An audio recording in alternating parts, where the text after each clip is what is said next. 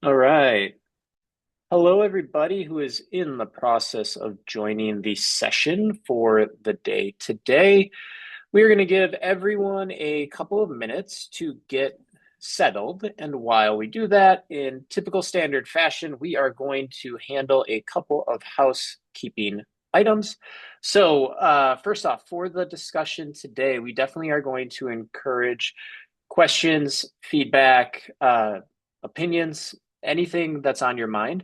So if you have them, please share them as we go along. I'm going to be doing my best to keep an eye on the chat and the Q&A today. And those are the two ways that we'll be able to ask questions. So if you look at the bottom of your Zoom window, you should see a chat button. Depending on what you have in the bottom nav bar, there's this like more option that you can also click on, and there's a Q&A box in there. So if you have questions today, drop them in the chat or put them in the Q&A. And to make sure that we are actually all in the chat and that it's working for everyone, if everyone can click the chat and if it says something like where you're chatting to, and if it says something like host and panelists, just make sure you change that to everyone. And then throw in where you are physically zooming in from today so we can see how many locations we have. I am normally in Madison, Wisconsin, but today I am actually in Austin, Texas. We did a dinner event last night in Austin, which was awesome. And then have some other stuff going on here today. It is very hot. I mean, it's Texas in June, right? So, I mean, what else would you expect? I know, but all right. Boston, San Francisco, London. All right, this is great. We got India represented, Canada. All right, awesome. All right. So, like I said, everybody, we have obviously the chat open. Throw questions and stuff in there. I'm going to be monitoring that. Adi on the RevOps Co-op team, who's in the chat as well, he'll be monitoring that too, or throw them in the Q&A. Either way is totally fine. But with that, since we are about 2 or 3 minutes after, why don't I go ahead? I'm going to share my screen. We are going to go ahead and get rolling. All right. So, hello, everyone, and welcome to the session for today, where we are going to be diving into Clay plus Openprise and specifically walking through how Rubrik gets go-to-market data right at scale. And so, a couple of things that I want to kind of point out about the session today and ultimately our goals. So, I think, I mean, I'll say you probably have had to be living under a rock to not have heard of Clay up to this point if you're in revenue operations. But with Clay, with a lot of AI tooling technology that's out there, I know I've experienced this firsthand. I know others have as well. It's like the universe of possibilities is endless. And so there's always the question of like, how do I start? Where do I begin? Where does it end? Where do I need more help with other things beyond clay? So there's a lot of questions on, like where to start, how to finish, how to execute, and especially around data enrichment, data orchestration. And so those are going to be a lot of the things that we're diving into today. And we're going to be using two specific, I'll say, technology examples in Clay and Openprise, and specifically talking about a specific example in at least as it relates to Rubrik, in that perspective of someone who's been leveraging these and has gone through this transition, seeing the ins and the outs, the pros, the cons, and has a lot of lessons learned along the way. So the goal for today, we're going to be walking through these agenda items. First, the problem and the business case. We're going to be talking about how Clay fits, how Openprise fits. We obviously can't be a RevOps Co-op webinar if we don't have incredible analogies like peanut butter and chocolate. So we are going to get into that, which I'm just going to throw out there right now is an incredible combination. My favorite M&M is peanut butter M&Ms. I will die on that hill. They are absolutely incredible. So I love the combination when it comes to candy and dessert. Also, when it comes to data and data enrichment and orchestration. We'll be talking about the operating model and change management, and then also diving into kind of AI readiness, how you can kind of make sure that you're in a position to succeed with this. And then we have Q&A on here as item number 6. Like I said, we're going to be taking that stuff as we go. So please drop your questions as we go along. And with that, let me introduce the folks that we have on the panel today. So hello, everyone. I am Matt Volm, CEO and founder of RevOps Co-op. We are a community of 20,000 plus revenue operators from all across the globe. We have a variety of membership options, a free membership option, paid membership options. We have courses, education. We do annual conferences. We have a whole slew of in-person events and webinars like these. We'll drop some more information into the chat if you are not in the community. Would obviously love to have you involved, but we are not here to talk about that today. And I have a couple of people who are much smarter on this topic of data enrichment and data orchestration than I am. So with me, I have Zach, who is a senior director of marketing strategy and operations over at Rubrik, and Chaz, who is a customer success manager over at Openprise.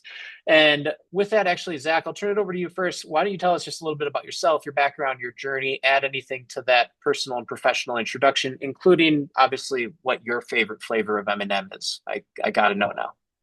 Oh well, I'll go with that first. I'm with you on the peanut butter. I think that takes the cake for me as well. I used to eat too many of those in college. Oh yeah. But my journey is kind of like one that's a little bit maybe different than most. I actually started my career off in accounting and finance in the back office and kind of ran the gamut of the back office and kind of went through the rings of that and then ended up in corporate and product strategy at a company, and then kind of made the pivot from there into revenue operations, just because I was seeing trends of really what was happening with how businesses and investors were asking questions, and I really wanted to be hands-on, boots on the ground, of like actually driving the growth and success of companies.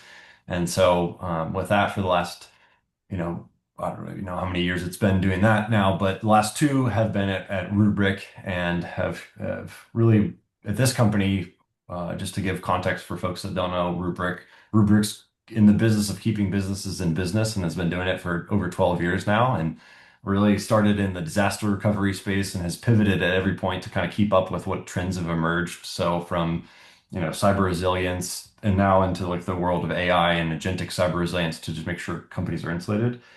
Um, for context and size, like we're kind of focused on the enterprise space, over $1 billion in revenue, growing fast and trying to keep up with hundreds of sellers, handling all of their enterprise level deals. And today I'm just going to kind of keep this a little bit about my perspective on what's happening in the enrichment space and like what kind of Matt has outlined for our topic, but these are kind of mostly my thoughts. But I've applied these concepts and learnings, I think, to Rubrik, and is the goal is to really help drive the business forward. So back to Yeah. you, Matt. Yeah, I love it. All right, Chaz, why don't you round us out, add anything to the personal professional introduction? Obviously, need to know if we're going to get a clean sweep of the peanut butter M&M, or if you're going to insert something else and we're going to have a 2-1 victory. Either way, it's yours, my friend. No, I appreciate that, Matt. Thank you. Hi, everybody. My name is Chaz La Salle. I've been with Openprise for about 4.5 years. I mainly specialize on working with implementation customers, so new customers that come down the pipeline. My bread and butter is really getting new customers stood up quickly, efficiently, getting their solutions up, and really make sure you're seeing the value realization as you move forward. Um, quick tap back on the peanut butter. I'm a peanut and Okay. chocolate guy, not the peanut butter, but I do have respect for everybody that likes the peanut butter. So it is a two to one sweep. But either way, I think we're still in the same general region. Yeah, I Um, like it. but to give a little bit of context, Openprise, we'll talk a lot about it later, about Openprise being the governance layer, really making sure that we're dialing in and we have a bunch of different integrations and the way that we work with our customers. The goal is really to provide like a singular, orchestrated, unified vision about how we how we deal with our go-to-market motions, and really making sure everybody has what they need. So it's a pleasure to meet everybody. I'm so glad to speak today, and I'll pass it back to Matt to Yeah. keep us going through. Yeah. So we're gonna get started with the poll question. Nadi, why don't you go ahead and launch this, because this will kind of get us into the first topic that we want to dive into. But what we're curious to know is how everyone's team currently handles contact enrichment. So a couple of different options that we have here. Do your reps source their own data? Do you have something that's centralized but maybe inconsistent? Are you using Clay or a similar product, but maybe have some struggles with governance downstream? Or are you fully centralized, governed end to end? Perfect. All right. So before we stop this, we'll give everyone another 30 to 45 seconds. Chaz, if you were to, you obviously talk to a lot of ops teams trying to solve for like problems in this category space. What is your, based on what you've seen from your own customers, prospects, people you talk to, what's your guess on what's going to be the most popular answer here? Honestly, if I had to say, it would probably be the first one where reps source their own data. I think all of us can relate to that. Um, Generally, a lot of the implementation customers that we see coming in with Openprise, one of the things that we have to deal with is data quality, right? Like making sure that the data that's coming in is correct so that we can action on it. And then part of that is actually digging down to find why we're seeing dupes, why we're seeing discrepancies in data quality. And I think that that certainly leads us into to where we're going next in terms of the type of data that's flowing in, how it's flowing in, and then how that really plays to the total story about architecture. Yeah. So sharing the results here, it looks like a lot of people are actually in this camp of having something centralized, but it being inconsistent, and then using Clay or something similar, but having governance downstream to be a gap. And actually, the first thing we're going to dive into is the like the problem and the business case around this, and I'm going to stop sharing my screen so we can kind of talk through this a little bit. Chaz, I want to ask you this question first. So you obviously have a unique perspective at Openprise and truly understand the value, obviously, of data quality, data hygiene, just data in general, right? Data orchestration. But you all have this view of data and data enrichment and data hygiene, like these things. This isn't a data hygiene sort of project. Like when it comes to enrichment, it's really a pipeline investment.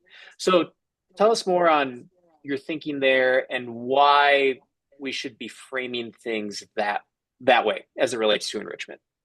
Yeah, absolutely. And part of what you just said is so spot on. When we think about this, it's less about like a singular IT motion where we're going to clean something or just merely a data hygiene initiative. Really, I mean, when we're talking about enrichment, we're talking about data governance, we're talking about really making sure that it's a pipeline investment, like what you just said. Everything is inextricably linked together. And as we do data quality, as we enrich and make sure that our data is up to snuff, it has downstream impacts that happen across all of the different solutions and all the different business motions that everybody has throughout the company. And especially like something I want to call out is something we've seen is what we call invisible rot, right? So I know we just did a polling question where we were just looking at, where we're seeing some of this data from, but even disparate data or data that's not quite aligned with where it needs to be in order to make, sellers actionable, that all comes at a cost. And truly it really creeps into scope. Especially because like we all know that sellers are some of our most proactive people. That are real go-getters, but if they have to source their own data, or if they have to QA their own data, or they have to go look at different LinkedIn profiles to validate if this is the correct person to go ahead and reach out to, if this is the correct phone number, or if it's formatted properly, all of that takes away from the time that they could be using in order to make a truly impactful, true impact, if you will. And if that's the Yeah. case, like, when we're talking about, importing data entry, it's not just bleeding revenue at that point. It's more like hemorrhaging from my side. So really being able to action and give those sellers the actionable data that they need to be able to move forward and spend less time on sourcing said data or QAing said data is really the bread and butter that we're trying to get to today. Yeah. And I guess Zach, before we dive into obviously like some the journey and some of the changes and some of the things that you've experienced along the way here. I want to actually ask you the question around um, like go to like the time before. So we were just talking about like reps self-sourcing, like building their own lists, like sourcing data, like building lists themselves, all of that. Can you tell us before obviously Clay plus Openprise and this like data enrichment plus data orchestration solution that you've gone down the path with? What was life like before? Like, what were your reps doing? How were they doing it? And what were the problems or challenges that you had experienced because of that? Yeah, I'd say, well, one, just a level set two, we're still like on the journey. But so we still have some of that happening, which, just to full disclosure. But I think um it really kind of like what Chaz was saying is spot on, right? You have like kind of people having collisions of like different data points, reaching, SDRs, AEs, overlay teams. Like we have a lot of teams and kind of all of them having different sources of information, right? So somebody might have like the best information and they're going after somebody, and then that can slow down maybe a deal, or it can kind of impact the ability and the sales cycle. And the other thing that really kind of we saw is exactly kind of the point of what Chaz said, which is basically the cost of that, right? Which is like, hey, if you're going after a new pipeline, or really new any type of new pipeline, whether it be upsell, cross sell, or like net new logos, right? You've got to really think about what is the opportunity cost that you're having because of the time that you're spending on just like getting data.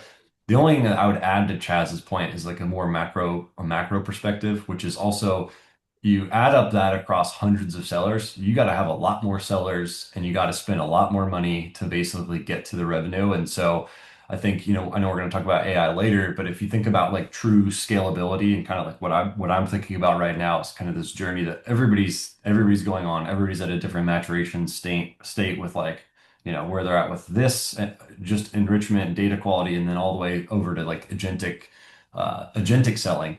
And like you're not getting to agentic selling unless you've got your fundamentals in place. Like in my mind, right? You're just putting AI on top of really bad stuff, and you're going to get poor outcomes that affect the brand of your company at like kind of the macro level. So that's the only thing I would add to what Chaz said. But it is a big shift that I think everybody's got to go on. And for us, it's like, that journey of bringing everybody along and making sure that the sellers can trust the system. So when you talk about like the people that are kind of like further down the path with where we're at our company, is like they're seeing the value, and like they're going to see the ability that they can get to PG much faster, and or pipeline generation much faster, Yep. and they're going to be able to focus on those things versus like the people that are going to get left behind just because they're still scrubbing data. Yeah. So you brought up the impact that this can have on your sellers, the sales team, and com completely agree, especially as you think about the more sellers you have, the more you scale these, say, like small problems that you have kind of tolerated or put up with when you were a smaller team. Those start to add up to a lot of dollars, right? A lot of dollars when you start to put them across 50, 75, 100, 200, 500 sales reps. Um, but what was life like for ops in that example? So like you brought up again about like the impact that that it had on sales, but you, the operator, the Yeah. operations team, tell us about the pain, my Yeah, that's a friend. This good is that's a this is good a one. group therapy session. Like Yeah, share it. We're yeah. here to support each other.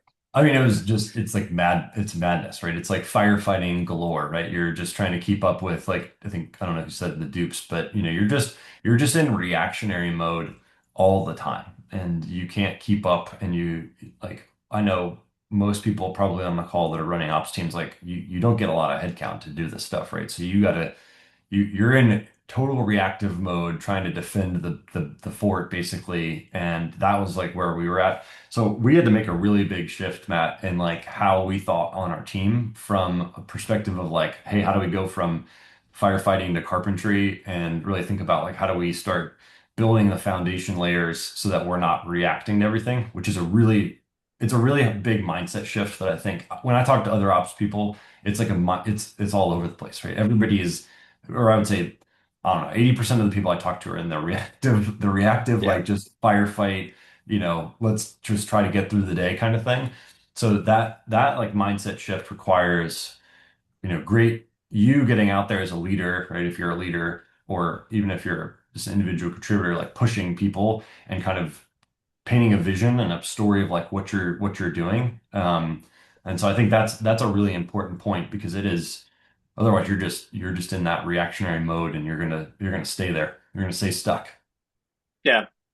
So, all right. So we've had some issues with reps owning the list building and the data piece themselves. So, Zach, I guess a question, another question for you, and I know I've experienced this myself as an operator, where a lot of initial reactions when it comes to centralizing something can be like, oh, we're just like friction, people trying to take control. Like, no, and I know like actually like back in the day I worked for a CEO who was like this, who's like, no, like individuals need to have control. Like centralizing things just provides unnecessary like bureaucracy, right? Not needed. So as you were looking at the problems that you were facing, your sellers were facing, how did you make the business case or the argument that things needed to change and ultimately things needed to change and look differently? Yeah, it's a great question. I think two ways, right? Like first and foremost, you have to have strong leadership alignment. And so for me, like the business case was, I think like, this is my finance and accounting brain. This was like the easiest part in the world to me because it's Yeah. like simple math of like how much time does it take per how many reps we have that are spending this time and what is the opportunity cost of that, like I talked about, and then making sure that our sales leadership knows that that's a problem. But for us, it became like such a big change in the way that we were thinking. But once I brought the sales leaders along through that kind of like step function of like what is the actual cost to them of like what impact it is has their overall quota attainment and like how they think about the overall business perspective. That's like step one to me, right? Just like bringing people along for that journey. Then the other part is you really need to make sure the actual sellers like get what this means and like why it benefits them. And so I think it's about like a lot of people will say you start with groundswell or you start with the tops down approach or you pick one of those two things. I don't subscribe to either one of those things. I subscribe to both. Like you have to do both because you need the champions at the ground who have tested and verified and they can kind of like go, champion along for the other reps that might be like, oh, I'm not going to do this. I'm going to stick with my spreadsheets or whatever their process is, right? And until I think you have those like champion sellers or people that are actually like singing some of the same song sheet as you, like you're toast because sales leaders can say everything they want, but like at the end of the day, people are just going to do what people do. And so until they see that value that they're actually getting as an individual, like they're not going to buy into it. And then you're just fighting an uphill battle. So for me, it was kind of like thinking about again, how do we do both of those things at the same time? Obviously, the business case is important to the business and like the leaders of the company, but then like how do you actually bring people along the journey? And that to me is like a lot of times people miss that. Yeah. Yeah.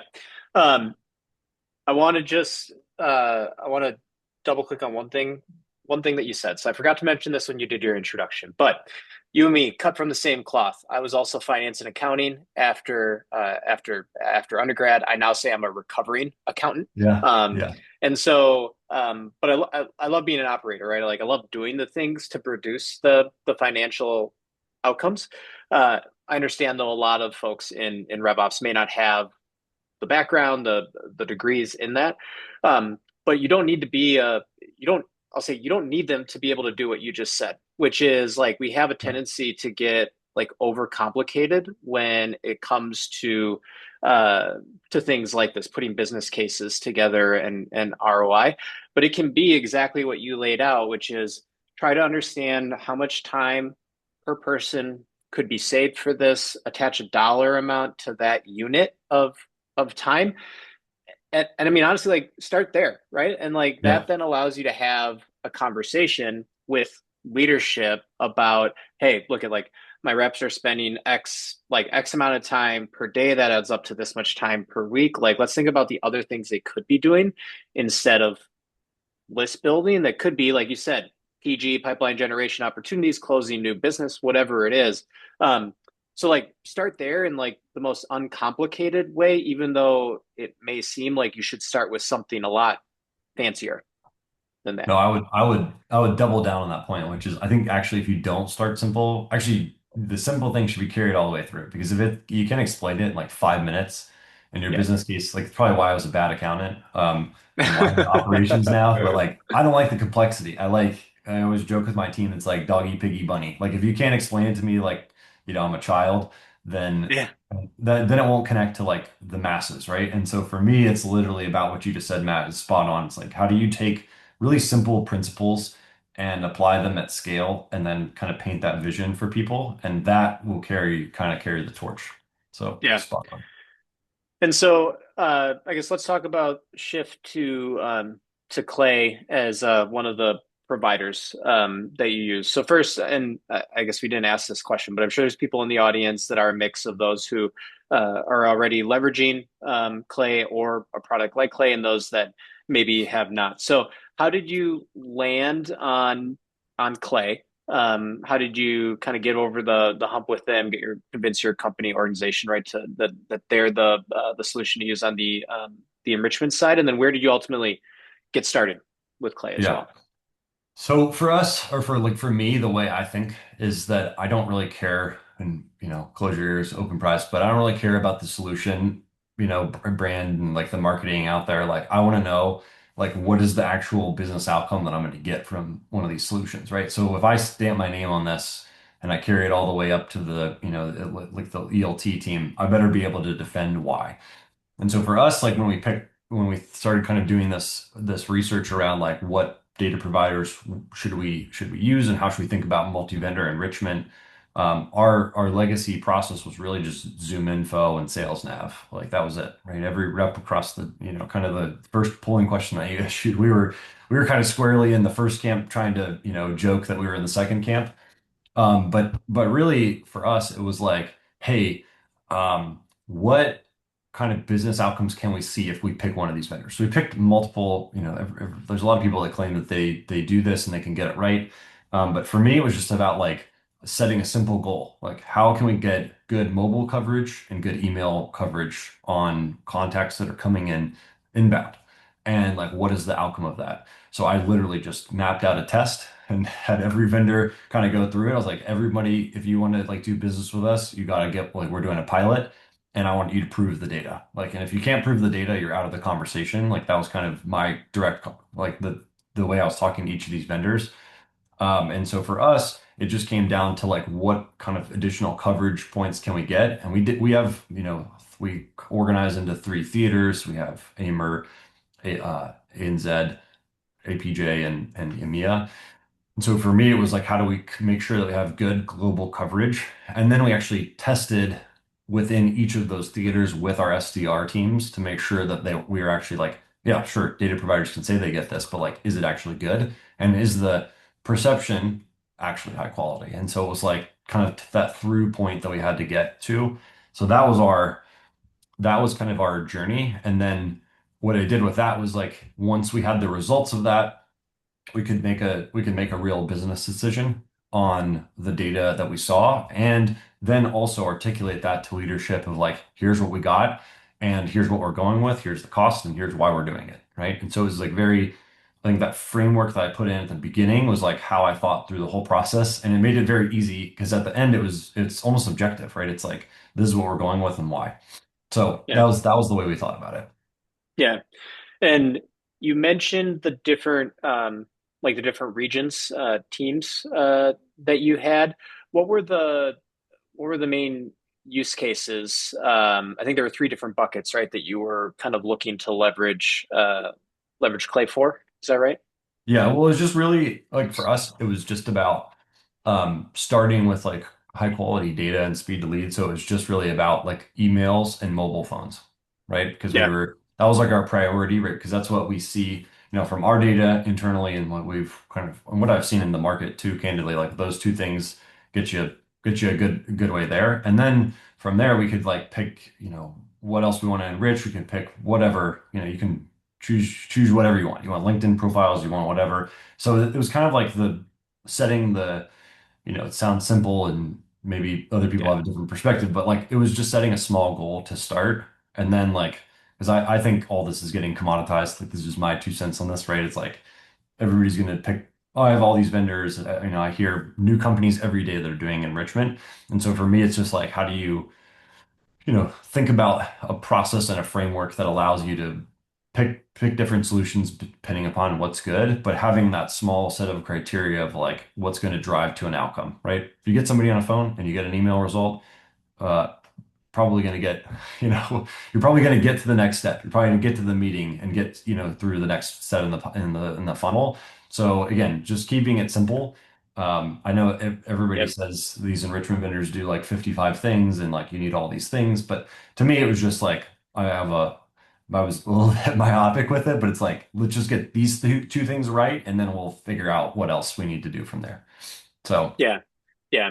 And the email and phone number stuff you talked about was across, we were talking about like list building before yeah. for your reps. So I'm assuming like that was one use case. Was it also then like Oh yeah. inbound as well? And then maybe like, I guess the third thing I would classify is like probably like warm outbound or whatever you want to call it, like Yeah, signal, yeah. signal So no, based.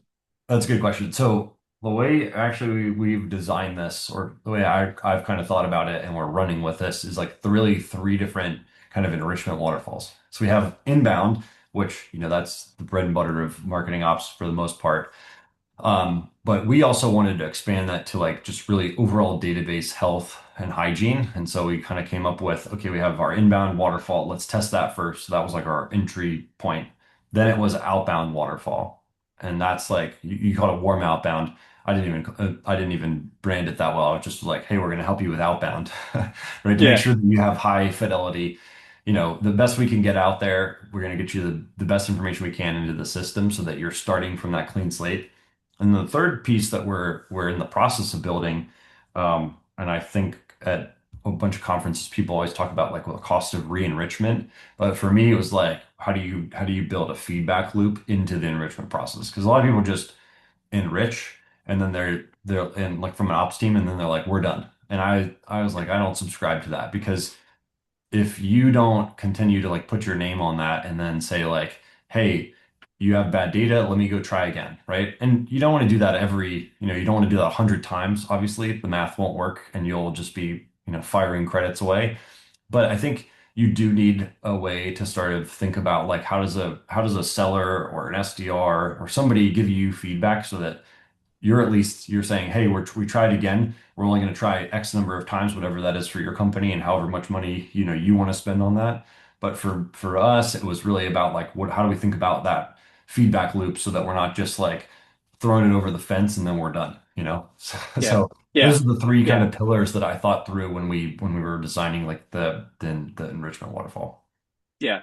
And it is easy. I mean, this applies beyond data enrichment, but say with data enrichment, right? It is easy to say like, okay, I've gone through all the steps of my waterfall enrichment, right? Like all these things that we've done, the information is in Salesforce where you need it, and then you're like pushing it over. You're like, all right, there you go. Like, Yep, job done. like, yep, like, Yep. see ya, like, peace out. Um, but yeah, like taking ownership over what happens next is really important.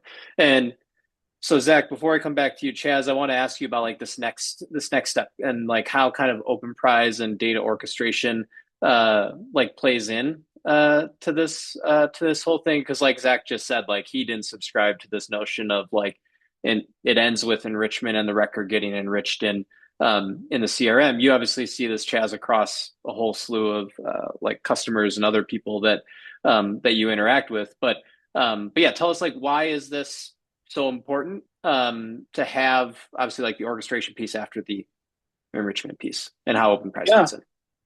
absolutely. So just so we have like a high level understanding of what Openprise is, we're a hub and spoke architecture. We have over 400 integrations, and we actively work with the go-to-market data to make sure that it moves through three specific stages, right? You acquire it, you govern it, and then you activate it. Now, based on what Zach mentioned, we like Clay is incredible and phenomenal at that acquisition. But following that piece and the data governance piece, once the data is inside the building, you need somebody to be able to manage it. I kind of think of it like a bouncer, if you will, right? So even though you may enrich with Clay, you may get a bunch of things back from Clay, annual revenue, employee size, things like that. Those things are often just uh, without context, it really doesn't mean much. So having that data orchestration layer in the middle really allows you to make that data actionable, right? Especially because Clay doesn't know your territories, your product lines, your existing CRM records if you need to dedupe against them. So Openprise lives as that orchestration layer that sits between the acquisition and the activation. So we normalize the data, we match leads to accounts, we deduplicate, we enforce business logic. And then that way, when the time that record hits a salesperson's screen, it's clean, it's governed, and it's routed correctly. So if Clay gets the data in, then Openprise helps to make it usable. So I really like to use those two with the bouncer, and then really making sure that without the context, a phone number is just a number, and an ARR number is just a number without key context. Yeah. Yeah.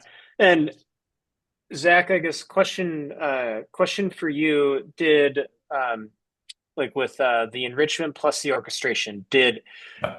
enrichment come first and then you realized you had like an orchestration problem that needed to be solved, or did you see these two things happening at the same the same No. time? How did that work for you? Yeah, we actually had the orchestration piece done first. So we're like, I don't know, we're odd maybe, but we actually had kind of what Chaz was talking about ahead of time. So it was actually really nice because we basically had thought like, we have multiple product lines and kind of like what Chaz was talking about, like our business is pretty complex and it just continues to be complex because, again, 12 years old, gone through different product shifts and added new pieces to the puzzle. And so we had already kind of had that problem out of the gate just with the complexity of the business. And so for us, like we had already dialed that in because we had said like, oh, hey, we have, these multiple product lines. We need to make sure that we have things mapped by persona and like we need to make sure that we're getting leads to the right folks. And so that orchestration layer for us was like already there. I mean, it didn't just come for free. We had to build it, obviously, but Yeah. but like that was built ahead of time because that was kind of like, one of the big business questions and problems. And then once we had that, people kind of got off of that question, and then we turned our attention to like, okay, now how do we increase the velocity? Like, right? Because once you have the orchestration pieces done and you can get things into the right buckets, then it becomes like, okay, how do you make this go faster? And I know, Emily and Austin, I see your question about like how do you, keep the competing priorities, in line.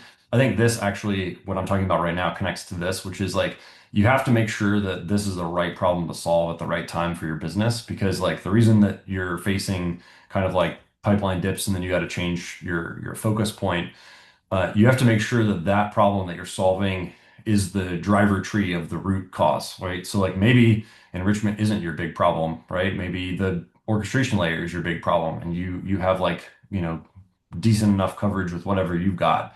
And so for me, like the way I think about all of these problems is like, again, the driver-based model of like, what's your driver tree of the root cause of the problem that's the biggest problem at your business? Because otherwise, you're right, you're never going to get anything done. But you have to make sure that leadership knows, hey, this is my top problem, and this is the problem that we're going to solve, and here's our expected outcome of that. So for us, when we were solving enrichment, like I already talked about with like we had already solved the orchestration problem because we knew that was a big problem because we have multiple selling teams, multiple products, and that base is really important to have kind of like good hygiene on.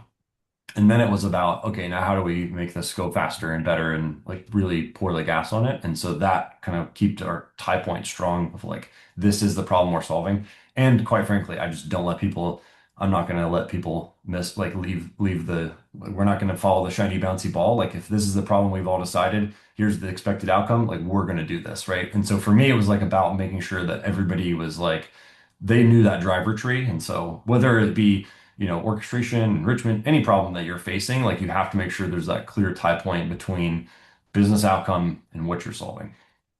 Yeah. Yep.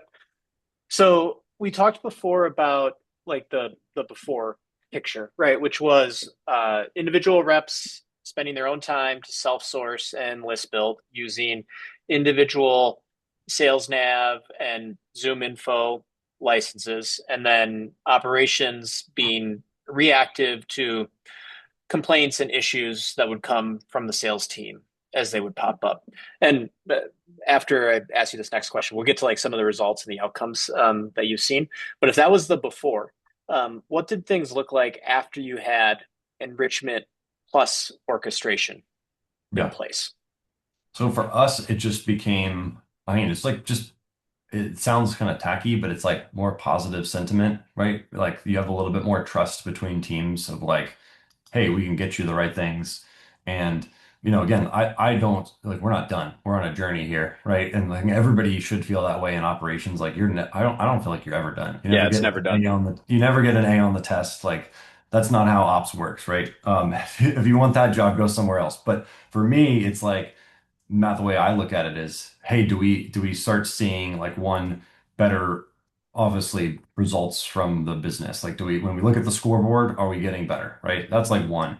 But also it's like these ancillary, anecdotal things as well, right? So do we have better, relationship with the team? Like, are they still yelling at us about like XYZ? Like, do we get, honestly, just like is the number of tickets that we're facing, whether that be through Slack or whatever tool you might use, like is that going down, right? So I think for us it was like, again, simple things is how my brain works, but that's kind of like what we started seeing, right? Is like, okay, people are happier, they feel like they have, better data when they get a lead in their door, like they actually can call and they have a better chance of getting on the phone with somebody.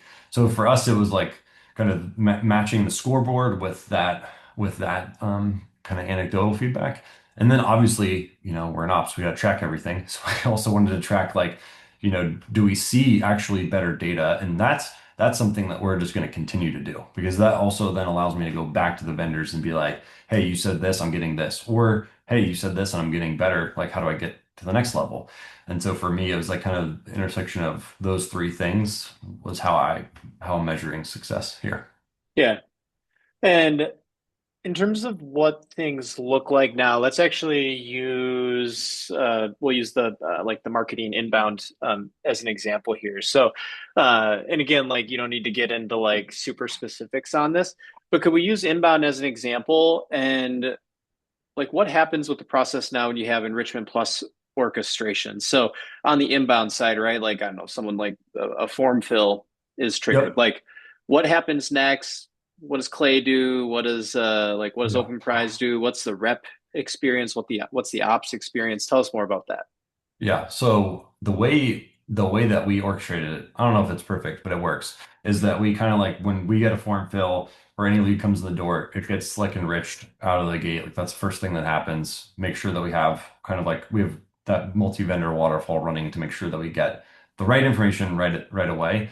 And then we go through Openprise to make sure that we've got it mapped to a product persona. And then it gets to kind of the right SDR team. And I think again, we have at a high level, it's like those three steps basically that are going to happen. And then what that allows us to do is like we're getting more creative, and obviously everybody wants to put AI in everything. So we're allowed to pull out the different pieces of that. So what we've done now is like, okay, we enrich somebody, why not write the email sequence, right? When we enrich, because we know their job title and we know their email address, we know what product they're probably going to go after, right? So then we can write a four email sequence that then goes into Salesforce that then can go into outreach, right? And so you have this really kind of like cleaner tie point. And again, it's going to kind of make sense. Yeah, No, we don't enrich every lead that comes through. I saw the question. Like we have riffraff and all the filters and everything, right? We're only enriching things that actually get scored up, and we're going to go to an SDR. Otherwise, we're just burning money. But yeah, that kind of happens. I guess that that happens. I guess that happens on the front end. My apologies, but we kind of do it yeah. through those steps. Yeah. So like once you determine what should get enriched, the enrichment itself happens in some sort of play table that you've built or your Yeah. team has built and manages, then runs through uh, Openprise as the orchestration layer, and then is the end result like showing up somewhere in Salesforce for the like the SDR team? Yeah, we have it in. kind of two-way. It really actually shows up in outreach. So we have everything like in Okay. outreach now. So we've kind of like skipped to that step. But Yep. yeah, that's where we're at. Yep. But you can Okay. also see it all in Salesforce. So what we do is we have the leaders on the team, right? The SDR leaders can see like all the leads, so they know what's being worked, what's not being worked, what's in sequence, what's not in sequence. We have a bidirectional sync between outreach Salesforce to make sure that works. But the SDR, they can just work straight out of outreach because it's just flowing through kind of like all the way through that. Yeah. Yeah. All right, Chaz, I promised the peanut butter and chocolate analogy. So I'm going to turn it over to you to introduce that for us, my friend. Why are these things better together? And then obviously, like Zach shared some of the like his thinking and setup on this. So also tell him like, is he setting this stuff up the right way? Is he doing things right? You obviously have this perspective across a lot of different customers that you all see at Openprise. So tell us what you think. Yeah, absolutely. And I think that like a lot of what Zach just mentioned is extremely pertinent. I think that having a pipeline that you can trust is absolutely paramount. And being able to use both of these in tandem to be able to achieve that so that when you have go-to-market motions, you actually do have trust in the data that's being surfaced to your salespeople. And like part of the thing I like that I heard you say the most was the re-enrichment portion, right? So that's part of like the data orchestration, because once you get the data in the building, that's what we were talking about, that governance layer. You do have to make sure that it's maintained. And then like at Openprise, we like to sort of frame it like, especially if we're re-enriching things, it's almost like a self-healing loop, right? So we're actively helping to clear out the dead leads that may be in a salesperson's queue. And and I'm sure Zach, and you can correct me if I'm wrong, you didn't flip on all of the three waterfalls, the inbound, outbound, and the re-enrich at the same time. But Oh, of course he did, and they all just work perfectly, and he That would hasn't be had to awesome. like he's Can just you, been taking time yeah. off the last couple yeah, weeks. can you figure that out for me, Chess? That'd be great. That's on my docket next. But yeah, I mean, I truly think that that's really important, right? One, being able to trust the data that you have going on, and then being able to adapt on the fly and really make sure that the governance layer is presenting the right amount of data and the right quality of data in order to make your business successful. And I know, like with that self healing loop that we were talking about, this is a question to you. How frequently do you run that in order to refresh those leads to make sure that the data is fresh for you? Right now, so we're building this. This is like like you said, we didn't do everything all at once. We had the inbound, we got the outbound, and Yeah. this is the next phase of this journey. But the way that we're actually kind of thinking about this, and this is again, we haven't finalized this, but the way I'm thinking about it right now is that like when somebody gives us that feedback, we're gonna one make sure that it's in kind of like the right level of accounts that we want to go after. Again, we don't want to just enrich everything, but once we get that stamp, the commitment that I'm thinking is that we have 24 hours to basically get somebody new data. And what we're doing is we're stamping everything so that we have like a timestamp on, hey, this was enriched by Clay at this time, or this was enriched by Zoom Info at this time, or whatever, again, whatever we pick, right? Um, and this way, then we have the rep or somebody has confidence that, okay, now it's been updated and we can trigger an alert, right? Like, hey, you said Yeah. this at this point in time, and now the data is there. Here you go. Like, here's the new information. So 24 hours, but on kind of like, again, I'm thinking about this from a cost and, you know, pers a little bit of a cost perspective, and also like, what do we get for this? So there will be a trade-off that Mhm. we make, but that kind of will be what we do.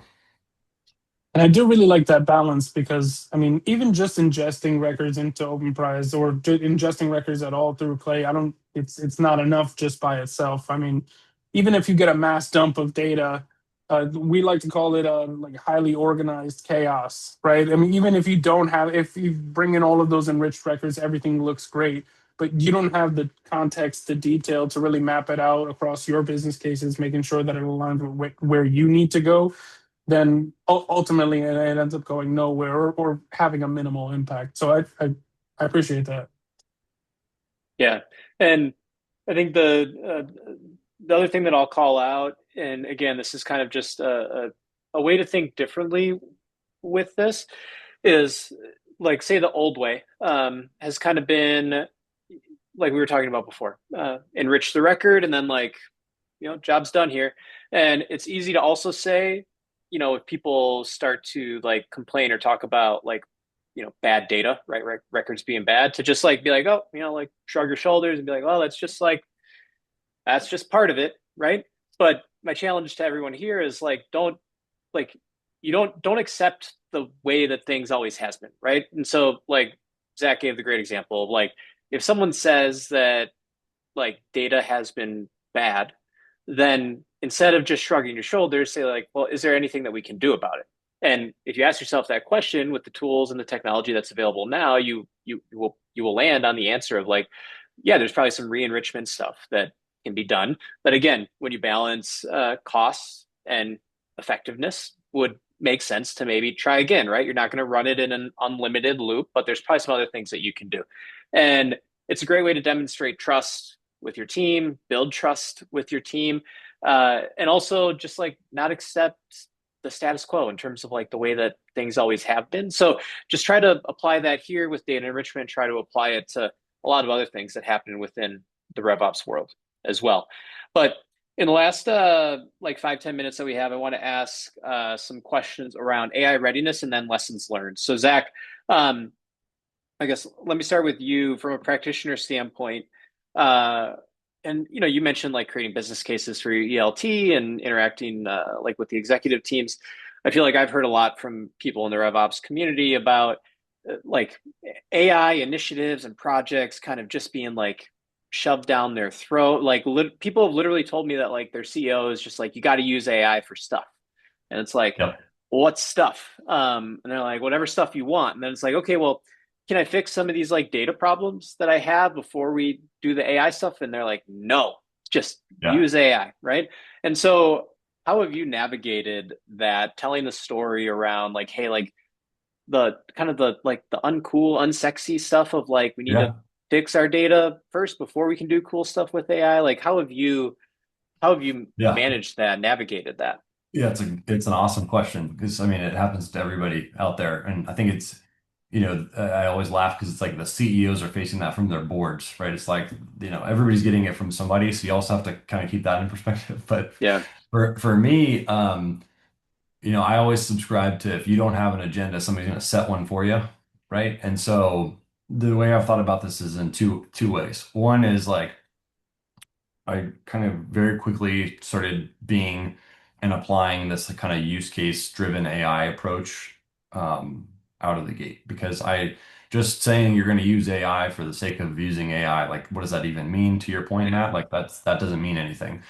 But I think what a lot of people and a lot of leaders that I'm hearing talk are really looking for is like, how are we changing the game? How are we becoming AI native? How are we actually like getting mapping into this?